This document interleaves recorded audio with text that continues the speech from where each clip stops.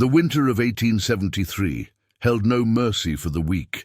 In the harsh wilderness of the American frontier, where every breath hung like ice in the air, Sarah Mitchell huddled against a snow-covered boulder, her family's wagon tracks already disappearing.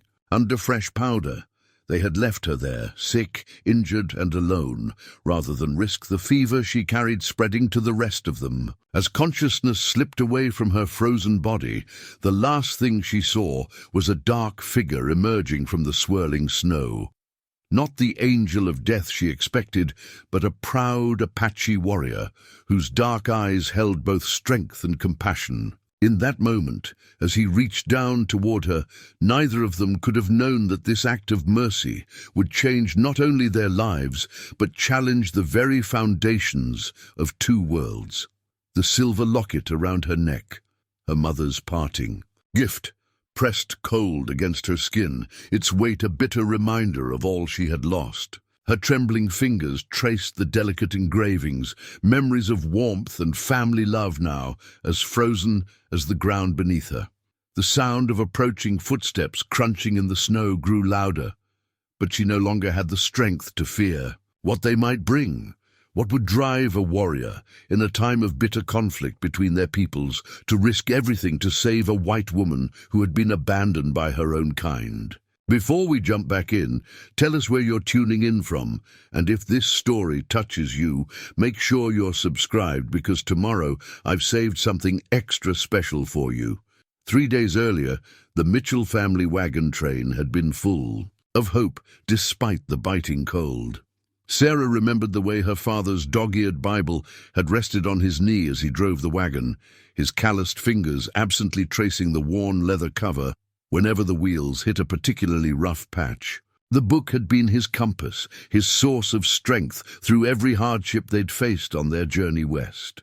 Now, it would become the tool he used to justify leaving his own daughter behind. The fever had started gradually, like most terrible things do. First came the unusual fatigue, which Sarah had dismissed as the natural result of their grueling pace. Then the chills set in, making her shiver even when wrapped in every blanket they could spare. Her younger sisters, Emma and Beth, had moved to sleep in their parents' wagon that first night, their mother hurrying them along with worried glances over her shoulder. "It's just a winter cold," Sarah had insisted, but the pallor of her skin and the bright spots of color high on her cheeks told a different story. By the second day, even speaking had become an effort, each word dragging itself painfully from her throat. She watched through fever-bright eyes as her father gathered the other families after evening prayers. Their voices carried on the crystal-clear winter air as they debated her fate, their words cutting sharper than the wind. The wagon train couldn't afford to stop, not with supplies running low and winter tightening its grip on the mountain passes ahead. They'd already lost the Henderson family last winter, all 5 of them succumbing to fever in the space of a week. "The good Lord tests us in ways we cannot understand." Her father's voice cracked as he clutched his Bible, the lantern light casting deep shadows across his face. "But he also gives us the wisdom to protect his flock." The other families nodded solemnly, their faces masks of sympathy that did nothing to hide their fear.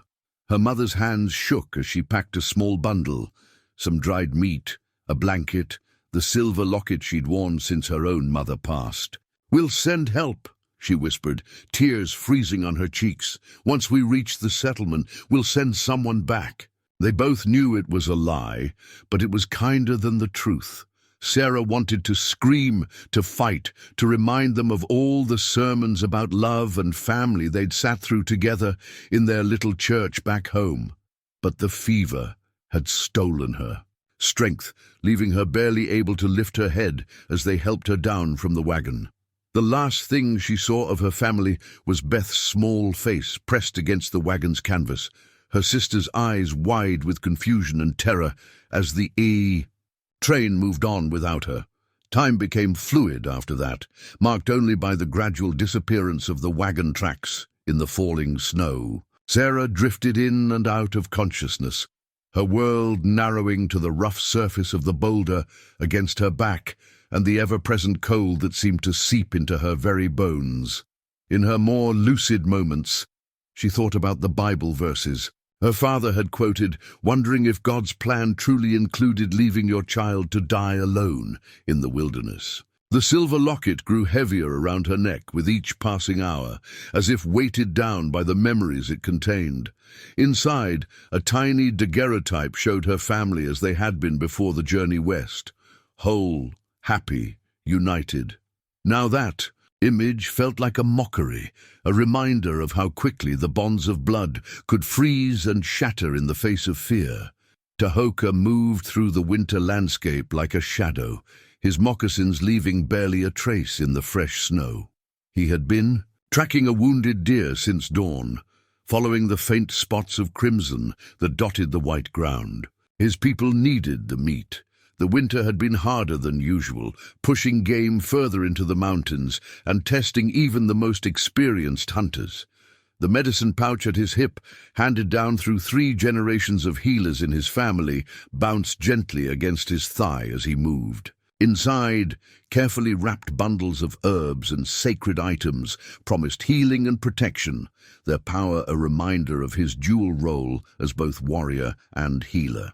His father had taught him that these gifts came with great responsibility, the power to both take life and preserve it. The deer's trail led him around a granite outcropping, but it was another scent that made him pause. Wood smoke, faint but recent. Settlers had passed through here, their heavy wagon wheels cutting deep grooves in the earth. Tahoka's jaw tightened, more whites pushing into Apache lands, bringing their diseases, their conflicts, their insatiable hunger for what belonged to others. He was about to turn back, to find where the deer's trail diverged from the wagon tracks when he saw her. At first, he thought she was dead, another victim of the harsh winter left behind by her own people. But then he caught the faint rise and fall of her chest, the slight tremor in her hands as they clutched a silver ornament. Tahoka's first instinct was to leave her.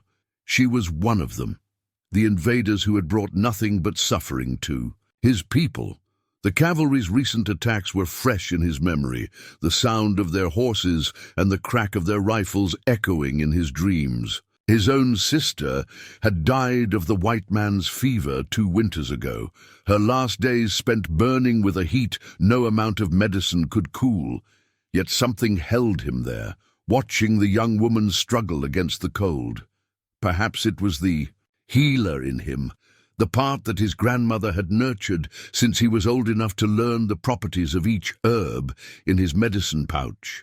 Or perhaps it was the way she had been left, not dead, but abandoned to die slowly, alone in the wilderness. Even enemies deserved a cleaner death than that. Moving closer, he saw the fever flush on her cheeks, felt the unnatural heat radiating from her skin despite the freezing air. Her eyes fluttered open as his shadow fell across her face, revealing a gaze clouded with delirium, but still holding a spark of life. She showed no fear at his appearance, either too sick to recognize what he was or too far gone to care. The rational part of him listed all the reasons to walk away, the risk of disease, the danger of being found helping a white woman, the precious resources she would consume. But his grandmother's voice whispered in his memory, reminding him that the spirits sometimes placed obstacles in our path not to block our way, but to change our direction. Tahoka's hand moved to his medicine pouch, fingers tracing the intricate beadwork that marked it as a healer's tools. Inside were herbs that might help fight her fever, if she survived long enough to take them. The winter storm was worsening, the wind carrying the promise of heavy snow. Even if he decided to help her, moving her in this weather would be dangerous. He looked again at her face, so young despite the lines of suffering etched there. In her features, he saw an echo of his sister's final days. The same desperate fight for breath, the same lonely struggle against forces too powerful to overcome alone. His sister had at least died surrounded by family, with ceremonies to ease her passage. This woman had been abandoned to face death without even that comfort. The decision, when it came, felt less like a choice and more like accepting what the spirits had already determined. Tahoka knelt beside her, already calculating what he would need to do to move her to shelter. As he reached for her, her eyes opened again, meeting his with unexpected clarity. "Thank you," she whispered in English, words he recognized from trades. "At the frontier posts." Then her eyes rolled back, and she slumped against him, her body limp but still burning with fever. Tahoka gathered her carefully in his arms, mindful of the unknown extent of her illness. The medicine pouch at his hip seemed to pulse with warmth, as if approving his decision. As he stood, adjusting his grip to protect her from the bitter wind, he sent a silent prayer to the spirits. He would need their guidance to walk the dangerous path he had just chosen, a path that would challenge everything he had been taught. About the divide between his people and hers, Sarah drifted in and out of consciousness, aware only of movement and occasional warmth against the biting cold. Her fever dreams were filled with fractured images, her father's Bible floating away. On an icy wind, her mother's tears freezing mid-fall, her sister's face pressed against wagon canvas. But now there was something new. Strong arms carrying her, a deep voice murmuring words she couldn't understand, and the rhythmic bounce of footsteps in snow. When awareness finally returned fully, she found herself in a shallow cave, wrapped in unfamiliar blankets. A small fire cast dancing shadows on the rock walls, and beside it sat her rescuer, his hands working with practiced efficiency as he ground something in a painted clay vessel. His movements were precise, almost ceremonial, as he added water from a skin and stirred the mixture with his fingers. Fear should have been her first reaction. Everything she'd been taught about the Apache suggested it, but she felt only a profound exhaustion and lingering confusion. "Why?" she managed to croak, her throat raw and painful. The warrior looked up, studying her face. After a moment he touched his chest. "Tahoka." Then he gestured to her, eyebrows raised in question. "Sarah," she whispered, the simple act of speaking, her name requiring more energy than she would have thought possible. Tahoka nodded, then returned to his work with the clay vessel. Sarah watched through half-closed eyes as he finished whatever preparation he was making.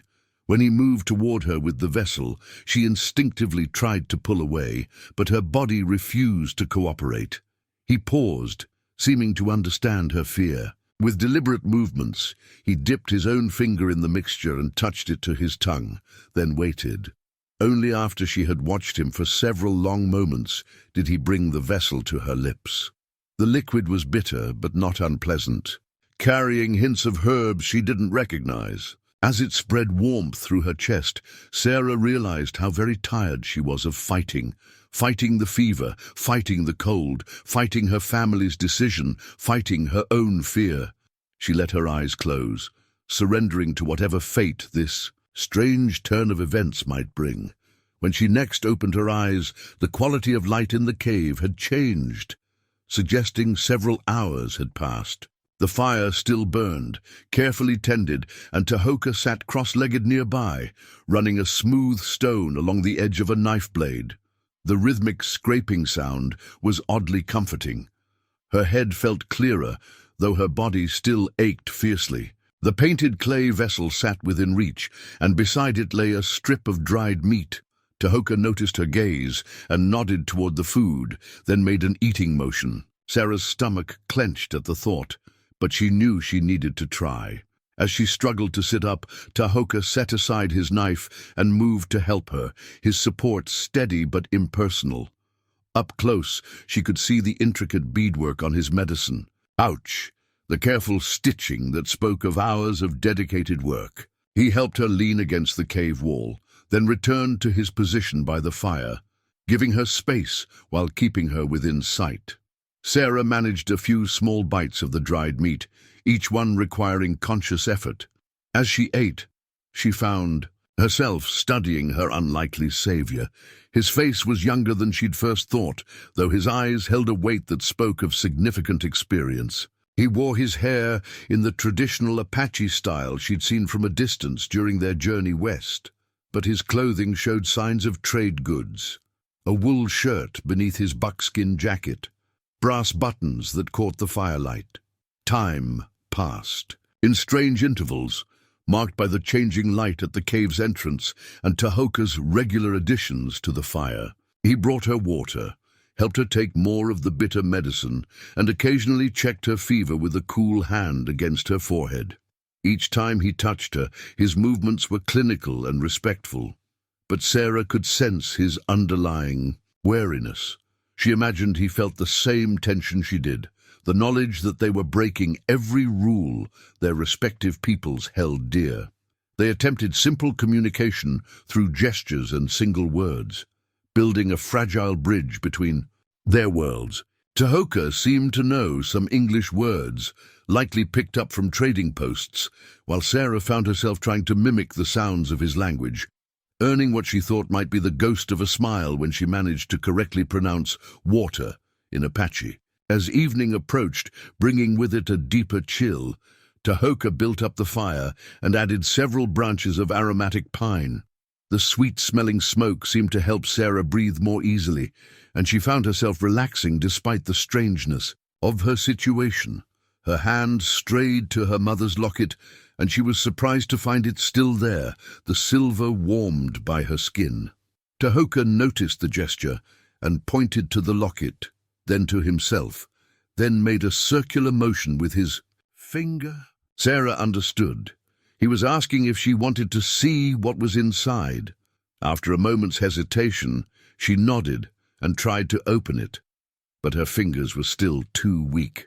He moved closer, and with her nod of permission, carefully opened the catch together. They looked at the tiny family portrait within. Sarah felt tears threatening as she saw their faces, so happy and unaware of what lay ahead. Tahoka studied the image intently, then looked at her face, his expression thoughtful. He touched the picture of young Beth, then pointed to his chest, and held his hand at a child's height, showing that he, too, had a young sister. The simple gesture of shared understanding hit Sarah with unexpected force. Here, in this cave between two worlds, with a man she'd been taught to fear, she felt more truly seen than she had in the weeks leading up to her abandonment. The realization brought fresh tears, and this time she let them fall. Dawn broke with an amber glow that painted the snow in shades of gold. Sarah woke to find Tahoka already preparing for their journey, his movements swift and purposeful. Though her fever had diminished, weakness still pervaded her limbs, making even the simplest movements exhausting. The medicine had helped, but she knew she was far from healed. Tahoka approached with a woven blanket in his hands, its intricate tribal patterns telling stories she couldn't yet read. The wool was thick and soft, clearly a prized possession. He wrapped it around her shoulders with careful movements, tucking it securely against the cold. The gesture spoke of a kindness that transcended their language barrier.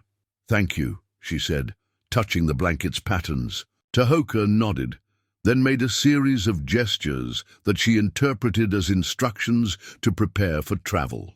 The storm had passed, but the morning air held the promise of more snow to come.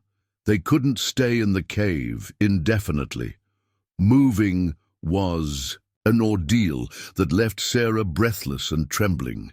Tahoka supported her with quiet strength, his patience evident as she struggled to find her footing. When it became clear she couldn't walk far on her own, he knelt beside her, indicating she should climb onto his back. Sarah hesitated, the intimacy of the position at war with her desperate need for help. A gust of frigid wind made the decision. In for her. With trembling hands, she gripped his shoulders, and he stood smoothly, adjusting her weight with the ease of someone accustomed to carrying heavy burdens. The woven blanket wrapped around them both now, its patterns seeming to shift and dance in the early morning light. They traveled in silence through a landscape transformed by snow. Tahoka moved with remarkable sureness, finding paths Sarah's eyes couldn't see. He paused occasionally to check their surroundings, his vigilance a reminder that they were both in danger. He from being discovered helping her, she from the elements and her lingering illness. As the sun climbed higher, the terrain began to change. The open plains gave way to increasingly rocky ground until they found themselves entering a narrow canyon. The walls rose steadily on either side, offering protection from the wind, but also creating deep shadows that held onto the cold. Sarah felt Tahoka's muscles tense as they moved deeper into the canyon, his senses clearly alert for any sign of danger. The path twisted through the rocky corridor, sometimes so narrow they had to turn sideways to pass. Sarah found herself holding her breath at particularly tight spots, though Tahoka never faltered. Finally, the canyon opened into a sheltered valley, hidden from the outside world by the surrounding cliffs. Here, in this protected space, signs of habitation became visible. Thin trails of smoke rose from several well-concealed locations, and Sarah caught glimpses of movement among the rocks and trees. Tahoka made a soft clicking sound, some kind of signal, she realized, as answering clicks came from unseen watchers. They approached what appeared to be a natural cave entrance, partially concealed by carefully arranged brush. Before they could reach it, a figure emerged, an elderly woman with a deeply lined face and alert eyes. She took one look at Sarah and began speaking rapidly to Tahoka in Apache, her tone sharp with concern and what might have been reproach. Tahoka responded calmly, his voice steady as he explained something that made the older woman's expression shift from alarm to thoughtful consideration. She approached them, her gaze fixed on Sarah with an intensity that seemed to peer straight into her soul.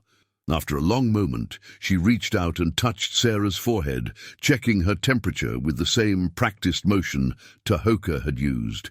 Whatever she found seemed to satisfy her. She nodded once, decisively, then turned and disappeared back into the cave, emerging moments later with a cup of steaming liquid. The woman held it out to Sarah, her expression brooking no argument. The drink smelled of unfamiliar herbs, but Sarah had learned to trust these offerings. She sipped carefully, finding the taste surprisingly sweet. The elderly woman, Tahoka's grandmother Sarah would later learn, directed them into the cave with efficient gestures.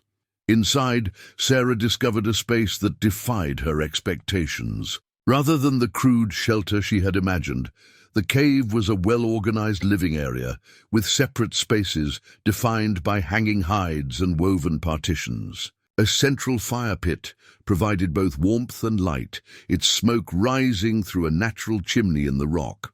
As Tahoka helped her settle onto a bed of soft furs, Sarah caught sight of her reflection in a polished piece of metal hanging nearby. She hardly recognized herself. Pale and drawn, yes, but wrapped in the tribal blanket and surrounded by the trappings of Apache life, she looked like something out of a dream. Or perhaps, she thought as exhaustion overtook her once again, she was finally waking up from one. Recovery came in small steps, each one guided by the skilled hands of Tahoka and his grandmother, whom Sarah learned to call Nasha, Owl, in Apache, a name earned by her wisdom and watchful nature.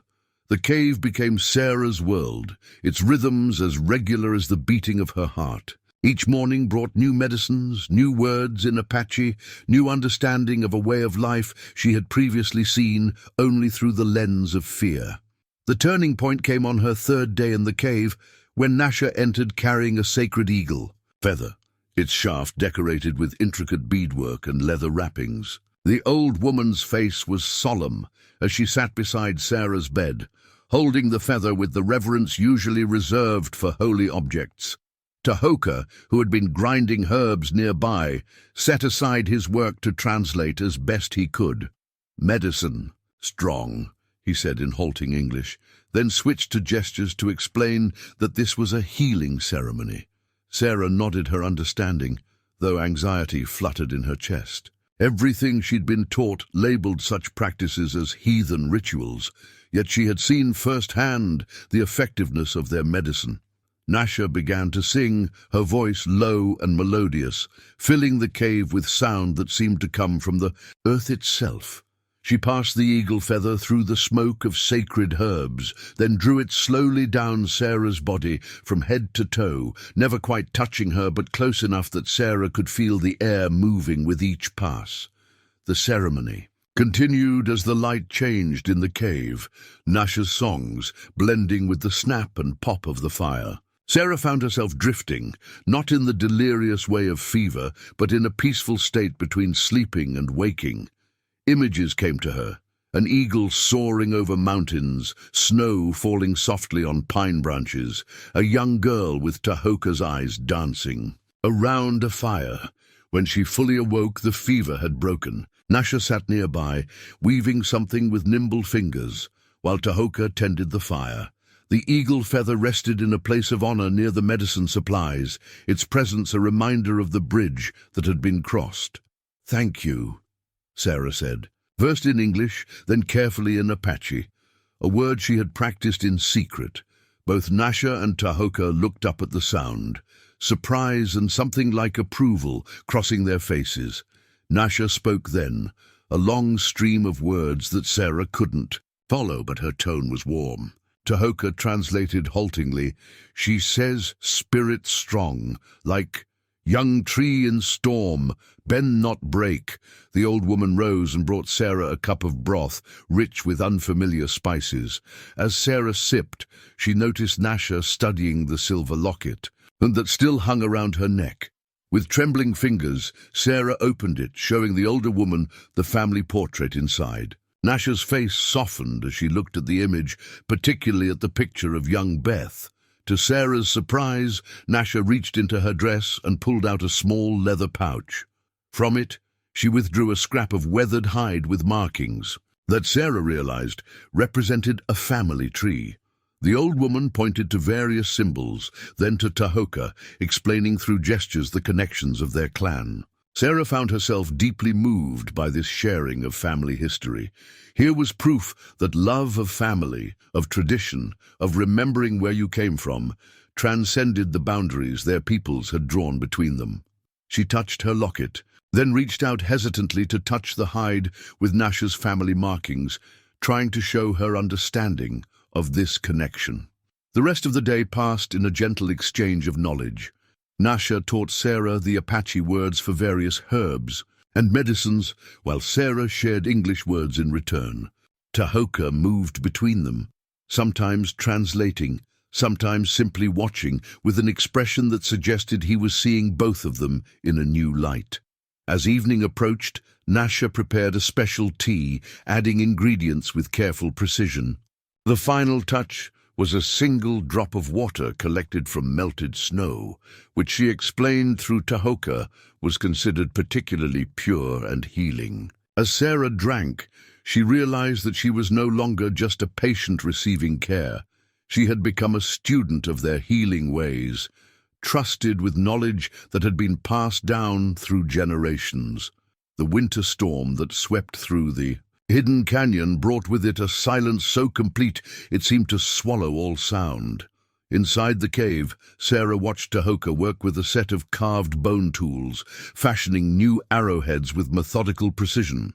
Her strength had returned enough that she could sit up for longer periods, and she found herself fascinated by the daily rituals of Apache life. "What is that called?" she asked, pointing to the bone tool in his hand. Over the past weeks, they had developed a halting but effective way of communicating, mixing English, Apache, and gesture into something uniquely their own. "Tsom," he replied, then looked at her expectantly. Their language lessons had become a daily practice, with each teaching the other new words. "Tsom," Sarah repeated carefully, mindful of the tonal differences that could change a word's meaning entirely. Tahoka nodded in approval, then held out the tool for her to examine. The bone had been smoothed by generations of hands, its surface worn to a warm patina that spoke of countless hours of use.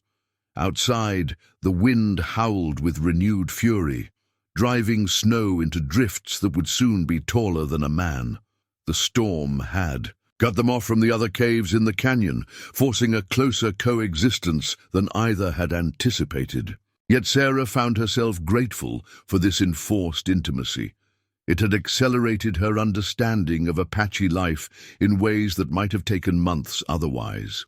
Nasha appeared from behind one of the hide partitions, carrying a pot of stewing meat that filled the cave with rich aromas.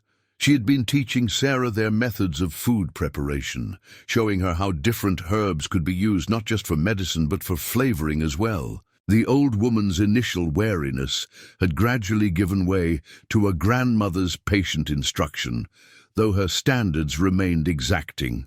As they ate together, Sarah noticed how Tahoka and his grandmother communicated in subtle ways that went beyond words. A raised eyebrow, a slight gesture, a shift in posture. She was beginning to recognize these silent conversations, another language layered upon the ones she was already learning. "Storm brings spirits," Tahoka said in English, gesturing to the cave's entrance where snow swirled in ethereal patterns.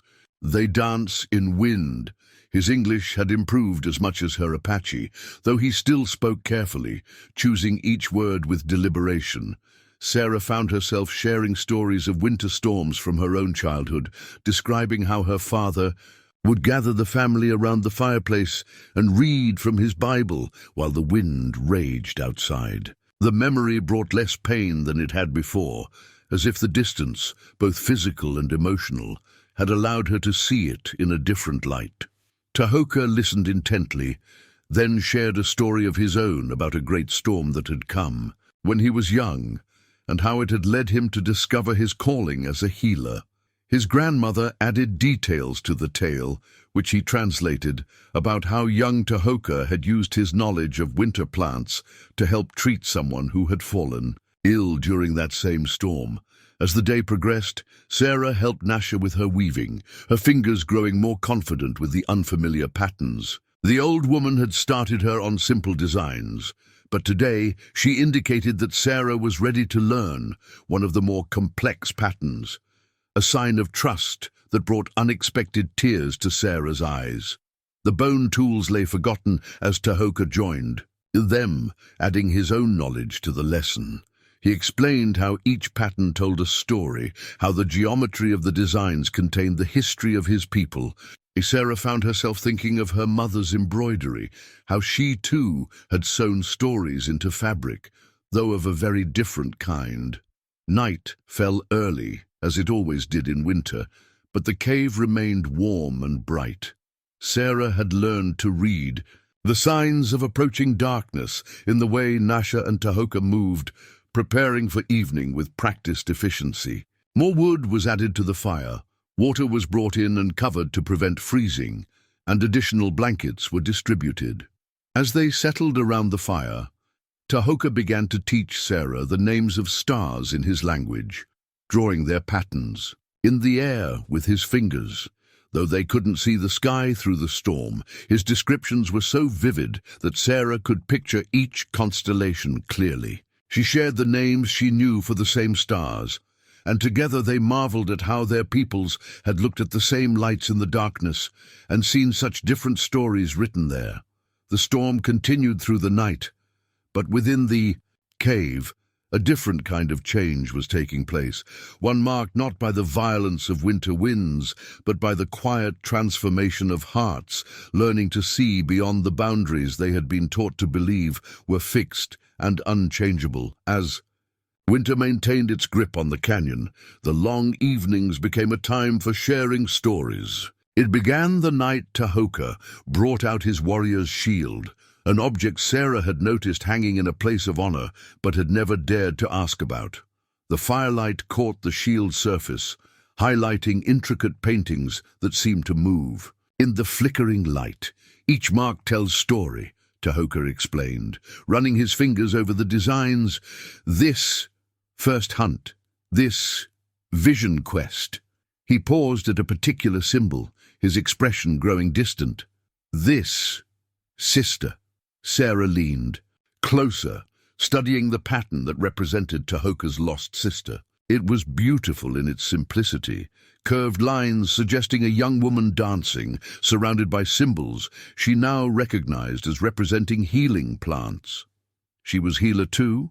Sarah asked softly, her Apache words careful but growing more. Confident, Nasha, who had been quietly working nearby, looked up and began to speak. Tahoka translated, his voice taking on the rhythm of storytelling. My sister, Taluta, had gift for healing even as small child, could find medicine plants, others walked past, could sense sickness before it showed. He touched the shield again. When white man's fever came to camp, she tried to heal everyone, worked until she was too weak to stand. Then fever took her too. The pain in his voice transcended any language barrier. Sarah found herself sharing her own loss, telling them about her younger sister Beth's battles with winter fever 2 years earlier. She survived, Sarah said, but it changed her. She couldn't walk properly afterward. That's one reason we decided to travel west. The doctor said a warmer climate might help her recover fully. The irony of her family abandoning her for the same affliction that had motivated their journey west was not lost on any of them. Nasha spoke then, asking a question that Tahoka translated with some hesitation. Grandmother asks, "How you forgive?" The question struck Sarah silent. She touched her mother's locket, thinking carefully before responding. "I don't know if I have," she admitted. "But being here, learning your ways of healing, both body and spirit, helps me understand fear better. Fear of sickness, fear of death, fear of the unknown." She gestured to encompass the cave and its occupants. "Everything I was taught to fear, and yet here I find kindness and wisdom." Tahoka translated this for his grandmother, whose weathered face showed deep understanding. The old woman rose and retrieved something from her private storage, a small bundle wrapped in soft hide. Inside was a collection of items that spoke of a life's history. A child's moccasin, a braid of dark hair tied with faded ribbon, a small wooden doll worn smooth by tiny hands. Through Tahoka's translation, Nasha shared her own story of loss, a daughter taken by raiders many years ago. "But hate only poisons heart," she said through Tahoka. "Better to honor those we lose by living with open hands, not closed fists." As if to demonstrate her words, she picked up the wooden doll and held it out to Sarah. The significance of this gesture, sharing such a precious memory, brought tears to Sarah's eyes. She reached for her locket, intending to offer it in return, but Nasha gently closed Sarah's fingers around it, shaking her head. "Keep past close," Tahoka translated his grandmother's words, "but don't let it chain you. Like shield. Carry. Stories with honor, but keep moving forward." They sat together in comfortable silence, each lost in thought. Sarah found herself studying Tahoka's shield with new understanding. Every mark, every symbol represented not just an event, but a lesson learned, a piece of wisdom earned through experience. She saw now that her own life could be marked in similar ways. The fever that both divided and united.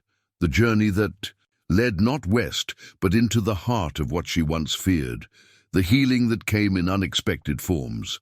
Later that night, as the fire burned low and Nasha had retired behind her partition, Tahoka spoke again. "Tomorrow, I teach you to read shield patterns," he said. "Important to know stories of people who save your life." There was a gentle humor in his voice that Sarah had come to recognize and appreciate. "And I will teach you to read the words." "In my father's Bible," she replied, surprising herself with the offer. "Important to understand faith that shapes someone's choices, good and bad." Tahoka nodded, understanding the weight of this exchange. They were no longer just two people thrown together by circumstance, but students of each other's worlds, each holding pieces of knowledge that could bridge the chasm between their peoples.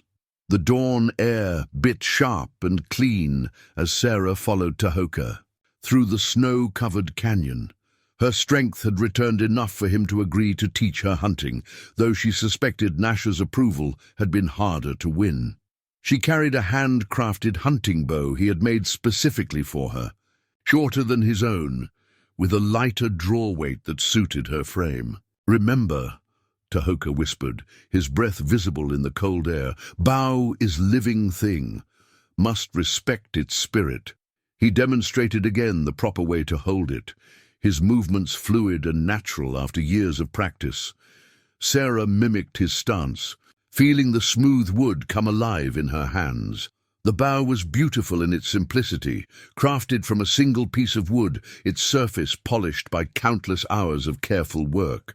Tahoka had shown her how he selected the wood, how he worked with its natural grain rather than against it. The string, made from carefully treated sinew, hummed with potential energy. They moved silently through the landscape. Tahoka, teaching her to read the stories written in the snow. Here a rabbit had passed. There a deer had bedded down for the night. Sarah found herself seeing the winter world through new eyes, no longer just a blank expanse of white, but a living document of the creatures that called it home. "Look," he murmured, pointing to a set of tracks. "Young deer, still learning like you." His English had improved considerably, though he still spoke with careful deliberation. "Watch how tracks show it stopped often, unsure, makes mistakes." Sarah studied the pattern, seeing what he meant. The deer's path wandered, showing none of the confidence she'd seen in older animals' trails. "Like me," she said with a small smile, "learning a new way to walk in this world." Tahoka's eyes crinkled at the corners, his version of a laugh. "Yes, but you learn faster than deer, most days." They followed the tracks to a sheltered grove, where young pine trees offered browse for deer. Tahoka showed her how to move with the wind, keeping their scent from alerting their prey. The lessons went beyond mere hunting technique. He taught her about responsibility, about taking only what was needed, about honoring the spirit of any animal that gave its life to feed the people. A flash of movement caught their attention. The young deer they'd been tracking moving cautiously between the trees. Tahoka touched Sarah's arm, indicating she should take the shot.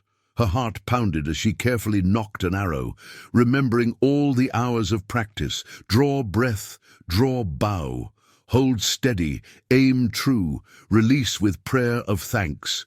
The arrow flew, wide, startling the deer into flight. Sarah's disappointment was keen, but Tahoka seemed pleased. "Good form," he said. "Spirit was right, even if aim was not. Next time, arrow will find mark." They tracked the deer's panicked flight for a while, before Tahoka decided to shift their focus to smaller game. He showed her how to set snares for rabbits, explaining how they would return tomorrow to check them. "All hunting is not with bow," he said. "Sometimes patience is better weapon." As they worked, Sarah found herself sharing stories of hunting with her father. Different methods, but similar lessons about patience and respect for the land. Tahoka listened with interest, particularly to her descriptions of the firearms her father had used. "Your people's weapons are powerful," he observed, "but sometimes too powerful, take more than needed, make too much noise, scare away tomorrow's meat while taking today's." Sarah thought about this as they continued their circuit of the valley. She had never considered hunting in terms of balance before, had never thought about how a gunshot might affect the entire pattern of animal movement in an area. The sun was high when they paused to rest, sharing dried meat and pine needle tea from a skin bag. Sarah watched as Tahoka performed a small ritual of thanksgiving before eating, something she'd seen him do before, but now understood better. "My father always said grace before meals," she said. "Different words, same meaning. Giving thanks. For food that keeps us alive," Tahoka nodded. "Many paths to same truth," he replied. "Like many trails lead to same water." They sat in comfortable silence, watching the winter sunlight play across the snow. Sarah ran her fingers along the smooth surface of her bow, feeling the connection to everything it represented. Not just a hunting tool, but a symbol of trust, of teaching, of transformation. "When we return," Tahoka said eventually, "Grandmother will want to know what you learned today." "What will you tell her?" Sarah thought carefully before responding, wanting to honor the deeper lessons of the day. "I learned that hunting is not just about taking life, but about understanding it, about reading the stories written in snow and learning to add our own marks with respect. The approval in Tahoka's eyes told her she had understood well. As they gathered their things to head back, Sarah felt a profound sense of gratitude, not just for the practical skills she was learning, but for this chance to see the world through different eyes. The news came with a hunter from another band, words exchanged in hurried Apache that made Tahoka's expression grow grave. Sarah, grinding herbs with Nasha, caught her own name among the rapid syllables and felt her heart skip. She had grown comfortable enough in their language to recognize when she was being discussed, though many of the words still eluded her. "White. People ask about you," Tahoka said finally, turning to her. "A trading post, show picture." He held up a torn photograph, its edges weathered but the image still clear. Sarah's face smiled back at her, a portrait taken just before they'd left for the West. Her father must have distributed copies at the trading posts they'd passed. Sarah's hands trembled as she took the photograph. The girl in the image seemed like a stranger now. Hair properly styled, dress buttoned to the throat, eyes filled. With the certainty of someone who had never questioned their place in the world, she touched her mother's locket, which now hung alongside a protective amulet Nasha had given her. "They say family looks for you," Tahoka continued carefully. "Offer. Reward for information." The words hit Sarah like a physical blow. After abandoning her to die, they were searching for her. The bitter laugh that escaped her throat surprised even her. "Now they want to find me. After leaving me to freeze?" Nasha spoke then, her wise eyes fixed on Sarah's face. Tahoka translated, "Grandmother says sometimes people only understand value of water after well runs dry." Sarah stood abruptly, needing to move. The cave that had become her sanctuary suddenly felt confining. Without a word, she walked out into the crisp winter air, aware of Tahoka following at a respectful distance.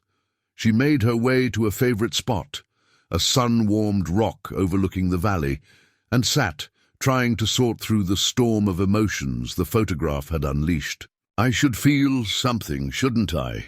she said finally, when Tahoka settled beside her. "Joy that they're looking for me, relief that they care enough to search. But all I feel is—" She struggled to find the word in either language. "Anger," Tahoka suggested. "Fear." "Empty," she decided. "I feel empty." She held up the photograph. "I don't know her anymore. That girl who thought she knew everything about right and wrong, about who could be trusted and who should be feared." She turned to look at him. "How do you go back to being her after everything that's happened?" Tahoka was quiet for a long moment, watching an eagle circle overhead. "Maybe you don't," he said finally. "Like snake sheds old skin. Cannot put it back on once new skin grows." Sarah thought about this, about all the ways she had changed since that desperate day in the snow. She knew things now that the girl in the photograph could never have imagined. How to read weather in the way smoke rose from a fire, how to find healing plants beneath the snow, how to thank the spirits of animals that gave their lives to feed the people. "What will you do?" Tahoka asked, his voice carefully neutral. The question carried more weight than its simple words suggested. Sarah pulled out her mother's locket, opening it to study the family portrait inside. Beth's face, they caught her attention. Her little sister, who had faced her own battles with fever and emerged changed but stronger. "They're my family," she said slowly, "but that doesn't mean they're my home anymore." She closed the locket with a decisive click. "I'm not the daughter they lost, any more than I'm the enemy you found in the snow. I'm something new, something in between, and I need to find out what that means." Tahoka nodded, understanding in his eyes. He reached into his medicine pouch and pulled out a small object wrapped in soft hide. Unwrapping it revealed a delicate wooden carving of a butterfly emerging from its chrysalis. "Made this," he said, holding it out to her. "Was waiting for right time. Butterfly must break old shell to fly, cannot keep both. Safe cocoon and open sky." Sarah took the carving, feeling the smooth wood beneath her fingers. The craftsmanship was exquisite, showing both the struggle of emergence and the promise of flight. She recognized the wood. It had come from the same tree as her hunting. A bow linking past lessons to present choices. Your family searches, Tahoka continued, but choice must be yours. Stay, go, or find new path. All have cost, all have meaning. Looking out over the valley, Sarah could see the first subtle signs of approaching spring, a different quality to the light, a softening in the snow's crust.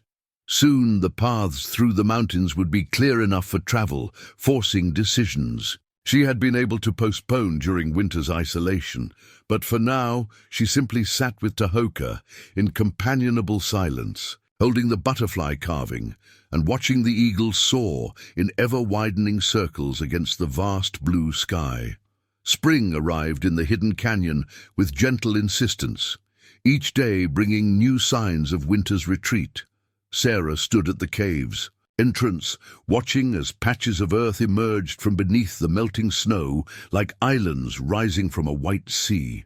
The air carried the scent of renewal, wet earth, fresh growth, and the promise of change.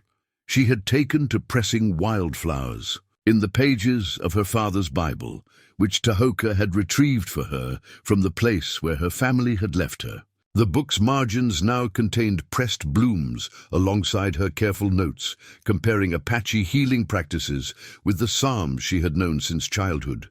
Today, she had found the first desert primrose of the season, its delicate pink petals, a stark contrast to the lingering snow. "Early flower brings early spring," Tahoka said, appearing beside her so quietly she barely startled anymore. His presence had become as natural as breathing, a thought that both comforted and unsettled her. "Your grandmother says it's a sign of good fortune," Sarah replied in Apache, her accent improving daily. She held up the primrose before pressing it between the pages. "Though she also says we make our own luck." Tahoka smiled, the expression transforming his usually serious face. "Grandmother says many things. Wisdom is knowing which to listen to when." They worked together through the morning, preparing medicinal herbs for storage and discussing which plants would soon be available fresh. Their hands brushed occasionally as they sorted leaves and roots, each touch sending a current of awareness through Sarah that she tried to ignore. The changing season had brought new challenges to their comfortable routine. The warmer air meant more interaction with the rest of the camp, more eyes watching their easy companionship with mixed reactions. Sarah had learned to read the subtle signs of disapproval from some of the older tribal members, just as she recognized the curious interest from others. "Tell me about your people's marriage customs," Sarah found herself asking as they worked, immediately regretting the question when Tahoka's hands stilled over the herbs. He was quiet for so long she thought he wouldn't answer. Finally, he spoke, his voice carefully controlled. "Marriage is serious matter, brings families together, not just two people. Many traditions must be followed." He paused, then added softly, "Different for your people." "Yes and no," Sarah replied, focusing intently on the herbs she was bundling. "There are traditions, ceremonies in the church, but ultimately it's seen as a choice between two people who—" She hesitated, searching for the right words in either language. "Who share same path?" Tahoka suggested, his dark eyes meeting hers with an intensity that made her breath catch. "Yes," she whispered. "Who walk the same path?" The moment stretched between them, heavy with unspoken possibilities. Then Nasha's voice called from outside, breaking the spell. Tahoka rose smoothly, leaving Sarah with the herbs and her tumbling thoughts. Later that day, as shadows lengthened across the canyon floor, Sarah sat with Nasha learning to bead a ceremonial design. The old woman had been teaching her increasingly complex patterns, each one laden with meaning beyond mere decoration. "This pattern," Nasha explained through gesture and the mix of languages they shared, "shows two rivers joining to become stronger stream." Her weathered fingers traced the flowing lines of blue and white beads. "Some say impossible for waters to mix, but nature knows better." Sarah wondered if she was imagining the knowing look in the old woman's eyes. She bent closer to her beadwork, but her fingers trembled slightly as she picked up the next bead. "Heart speaks truth even when mouth stays quiet," Nasha observed, returning to her own work. "But truth, like spring river, cannot be held back forever." That evening, as the community gathered for the evening meal, Sarah felt the weight of unspoken words between herself and Tahoka. They sat with careful space between them, yet she was acutely aware of his every movement, every breath. A child ran past, chasing a friend, and their laughter echoed off the canyon walls. Sarah watched them play, remembering her own siblings with a pang that was more bittersweet than painful now. She glanced at Tahoka and found him watching her, his expression softening in a way that made her heart race. He reached into his pocket and withdrew something small, a spring flower she recognized as Indian paintbrush, its bright red blooms, a splash of color against his palm. Without a word, he offered it to her, the gesture simple but laden with meaning. Sarah took the flower, their fingers brushing in a touch that felt like fire and promise and fear all at once. She knew that pressing this bloom between Bible pages wouldn't preserve what truly mattered, not the flower itself, but this moment, this choice, this step toward something as inevitable and frightening as spring after winter. The summons to the tribal council came at dawn, carried by one of the younger warriors, who barely met Sarah's eyes as he delivered the message to Tahoka. The winter's isolation was ending, and with it, the luxury of avoiding difficult questions about her presence in the camp. "They must decide," Tahoka explained as they walked toward the council meeting. "Spring brings movement, trading. Cannot keep you hidden like winter's secret." The ceremonial peace pipe was being prepared when they arrived, its elaborate decorations catching the early morning light. Sarah recognized the symbols carved into its surface, stories of peace treaties, of battles, of decisions that had shaped the tribe's history. Now it would play its part in determining her fate. The council members sat in a semicircle, their faces grave but not unkind.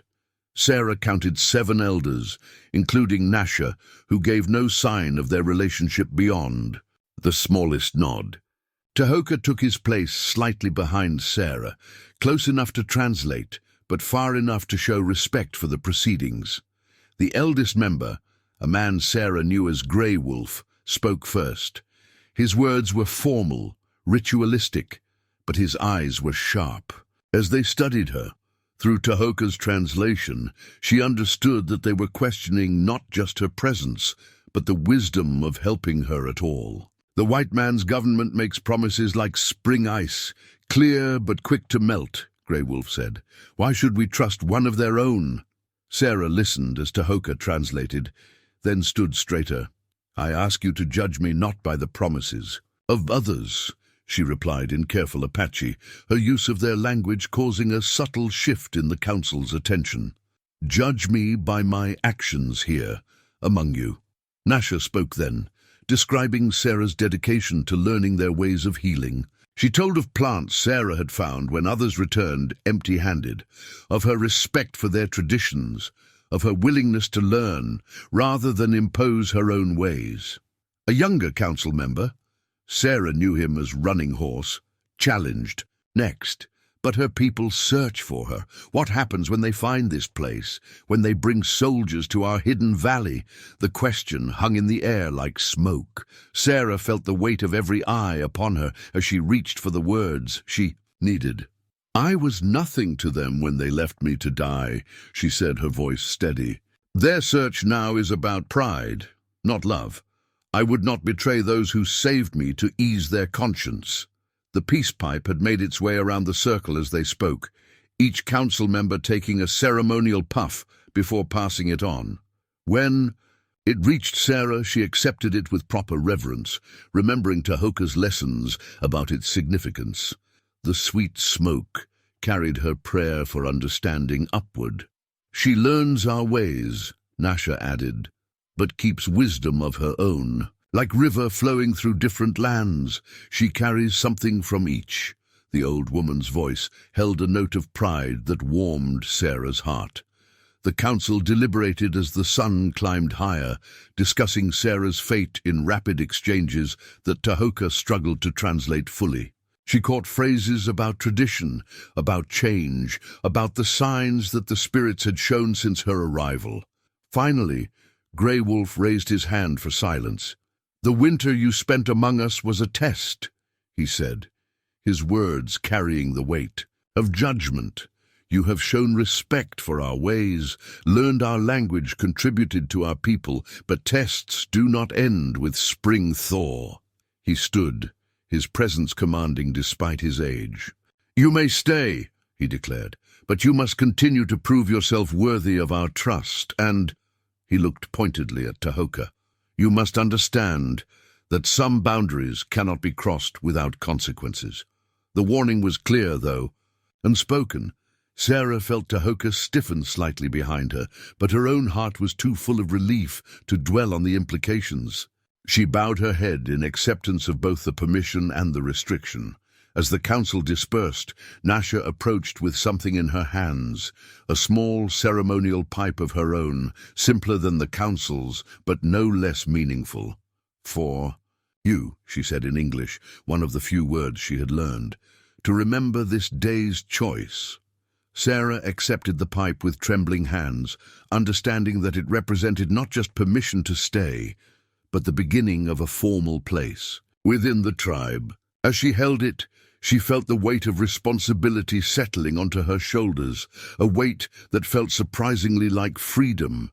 The cavalry scout's compass lay half-buried in fresh mud, its brass case dulled, but its needle still pointing stubbornly north. Sarah stared at it, her heart pounding, as Tahoka examined the tracks around the area.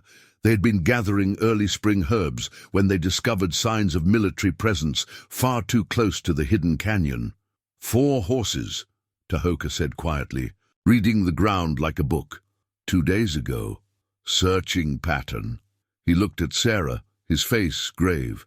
"They hunt something, or someone." Sarah knelt to pick up the compass, its weight familiar in her hand. How many times had she seen her father consult one, just like it during their journey west? "My family must have convinced them I was taken," she said bitterly. "They'd rather believe that than face what they did." Tahoka moved silently to her, sighed, his presence steadying. "What you want to do?" The question carried echoes of their conversation about her family's search, but this was different.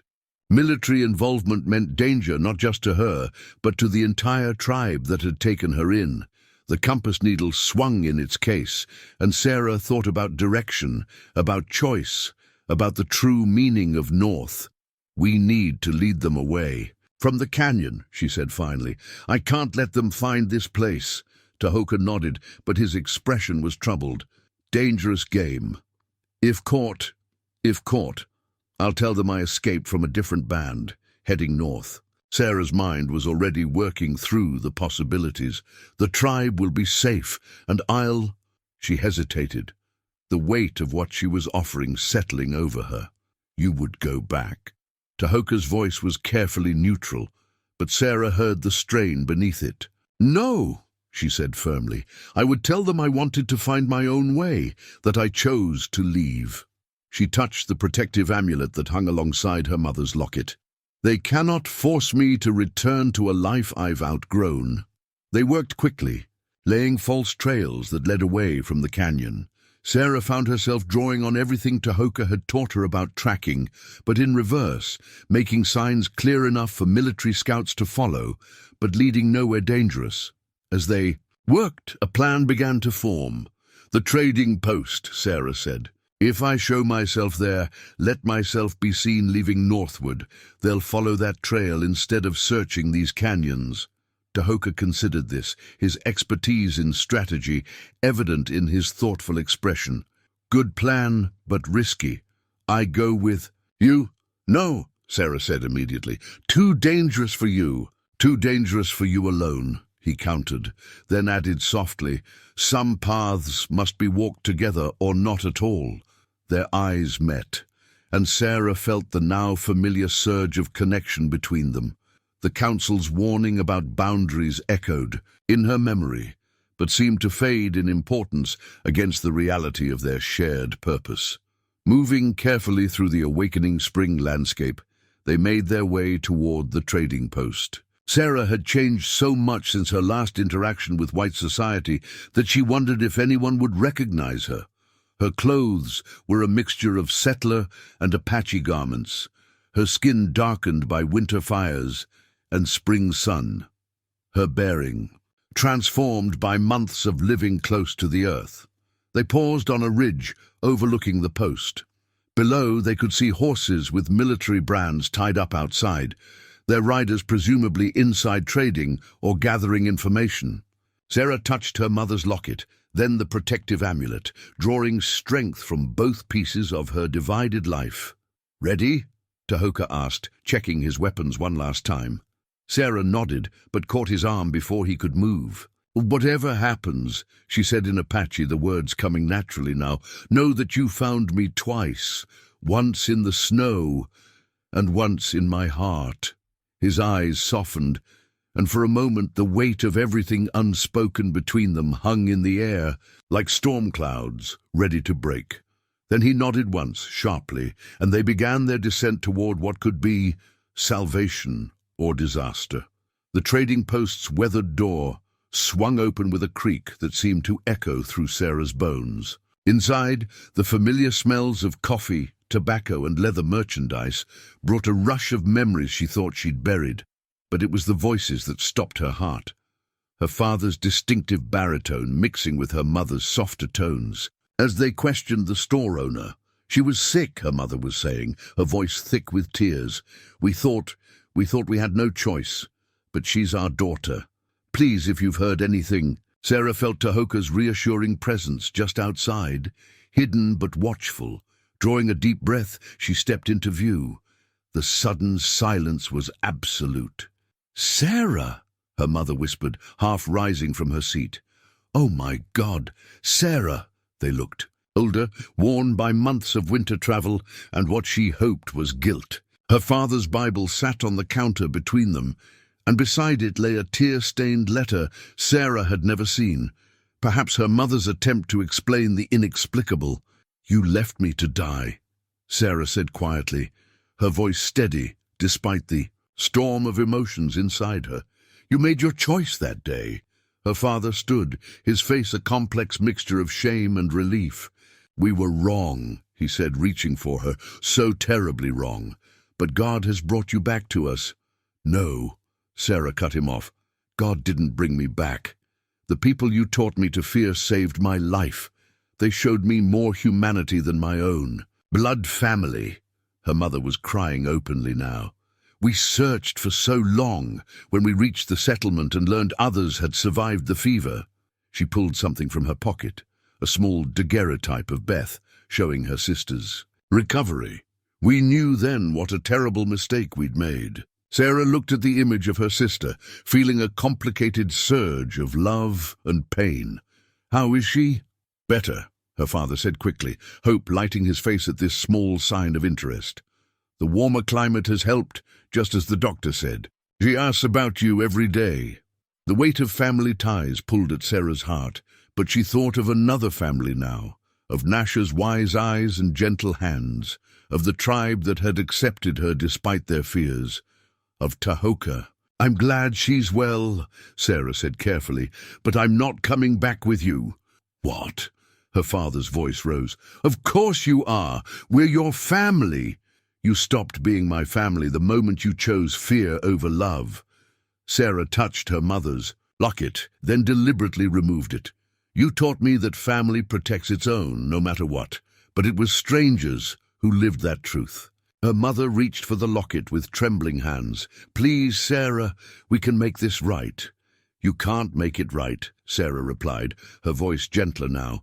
"But you can respect my choice, as I've learned to respect the choices of others." She placed the locket on the counter. "Tell Beth I love her. Tell her I found my own path to healing." The store owner, who had been watching this exchange with poorly concealed interest, suddenly straightened. "Cavalry patrol's coming," he announced, peering through the window. Sarah's heart jumped. They couldn't find Tahoka. "I have to go," she said firmly. "Don't follow me. Don't send others to follow me. I'm not lost. I'm free." "Sarah, wait," her mother called. But Sarah was already moving, slipping out the back door of the trading post as hoofbeats approached from the front.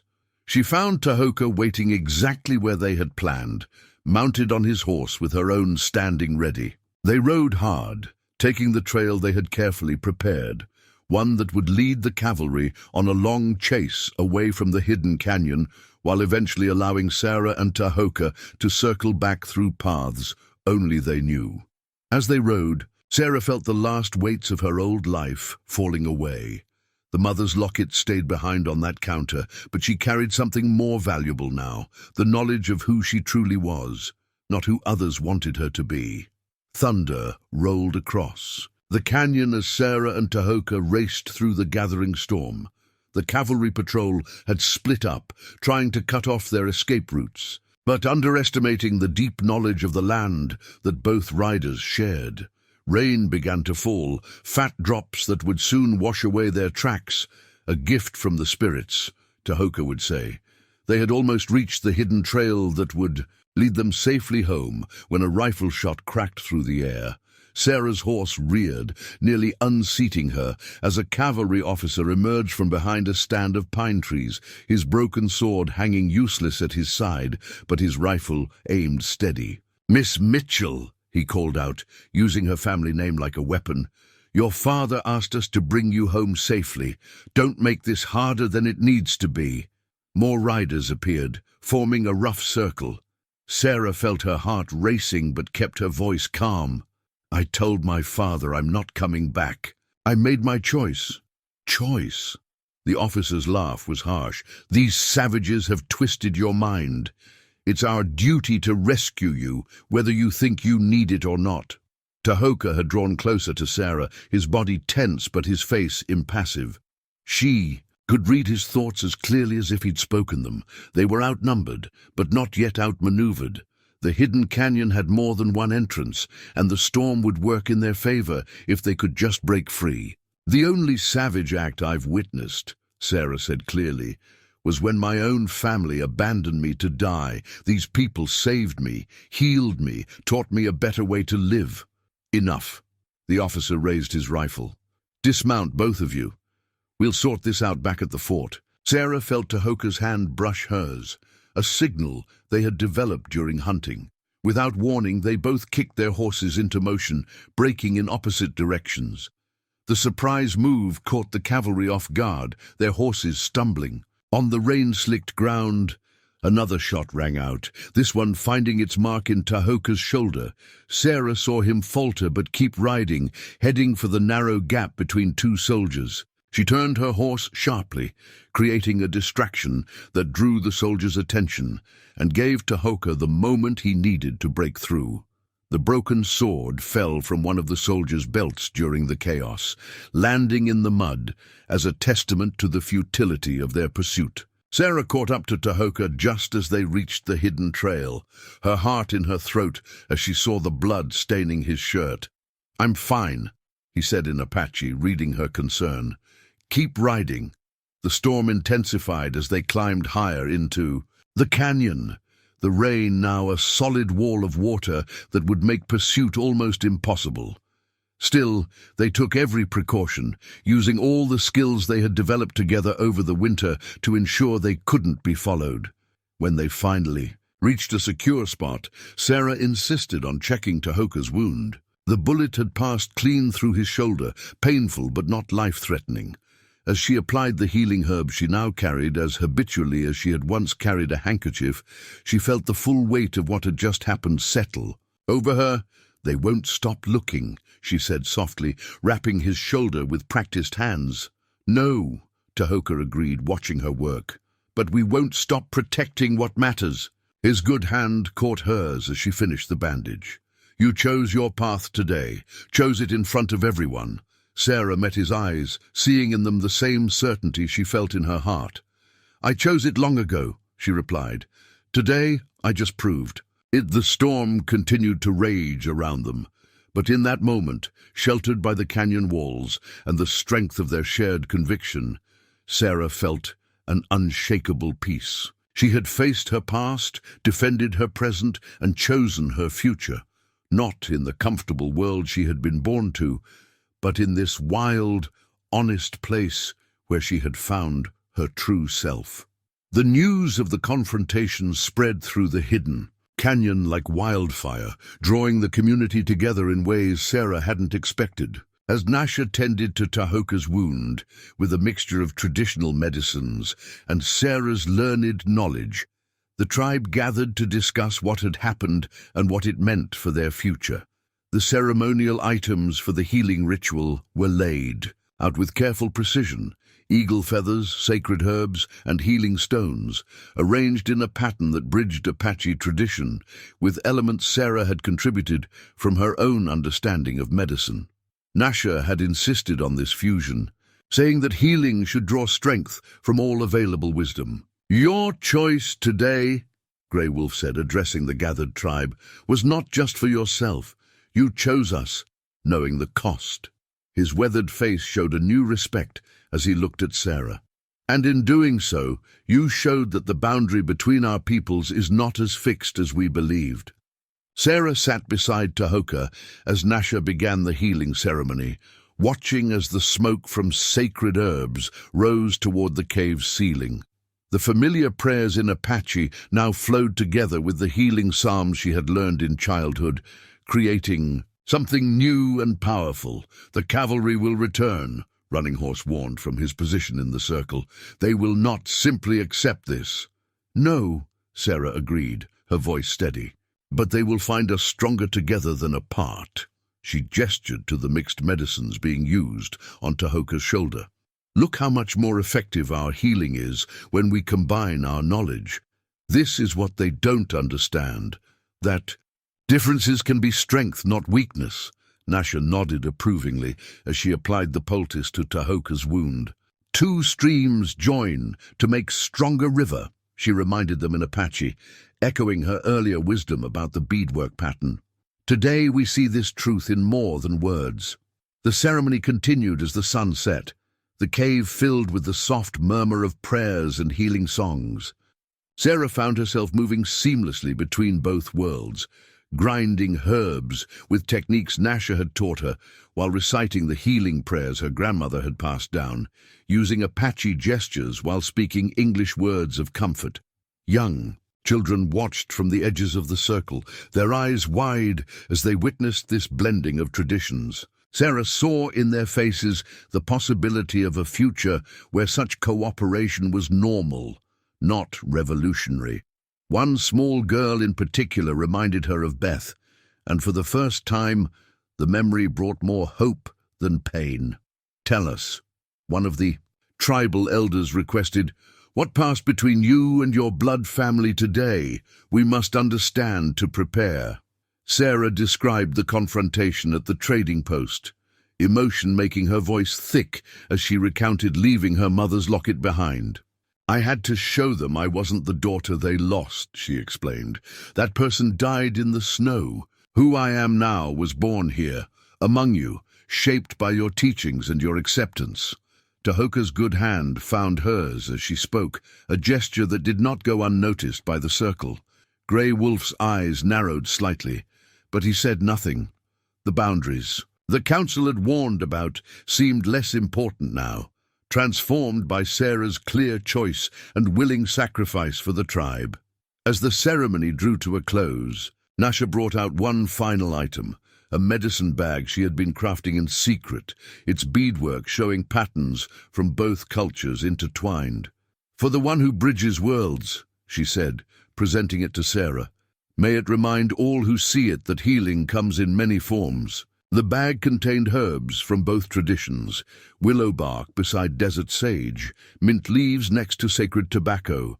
Its very existence represented something new, something that transcended the artificial boundaries between peoples. As Sarah accepted it, she felt the weight of its symbolism, not just as a healer's tool, but as a testament to the possibility of change. Spring had fully arrived in the hidden canyon when the tribal council convened again, this time not to judge, but to celebrate. The wedding blanket that lay before them told the story of two cultures meeting, its intricate patterns weaving together, Apache designs with symbols from Sarah's heritage. Nasha had overseen its creation, guiding the hands of many women who contributed to its making. Never before has such a union been blessed, Grey Wolf announced to the gathered tribe. But never before has someone proven themselves so completely one of us, while honoring their own truth. His eyes met Sarah's with approval before turning to Tahoka. And never before has a warrior shown such wisdom in seeing beyond the surface, to the heart beneath.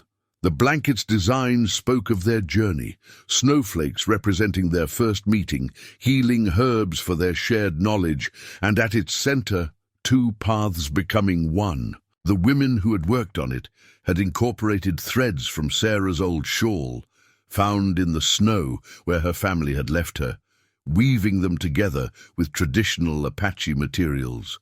Sarah knelt beside Tahoka before the council, both of them, dressed in clothing that, like the blanket, bridged their worlds. She wore a dress that combined settler styling with Apache beadwork, while he wore traditional garments accented with trade cloth, each choice a deliberate statement about their shared future. "The spirits teach us through challenges," Nasha said, rising to stand before them. "They sent us one who should have been enemy to show us that the heart knows no such boundaries." She placed her hands on their heads, speaking the ancient blessing in Apache, then surprising everyone by adding words in carefully practiced English. Two peoples, one family. The ceremony that followed honored both traditions.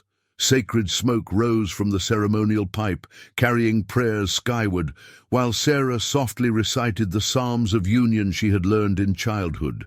The tribe's best singers raised their voices in traditional wedding songs, their melodies weaving through the canyon like wind through pine needles.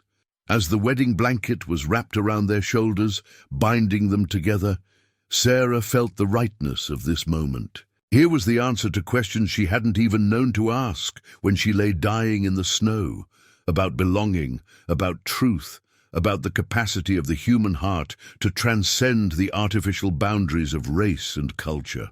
"Some said this day would bring trouble," Running Horse remarked during the celebration that followed, "that it would draw unwanted attention from the white authorities." He watched as children from the tribe danced around the fire, some playing games Sarah had taught them, others showing her new steps to traditional dances.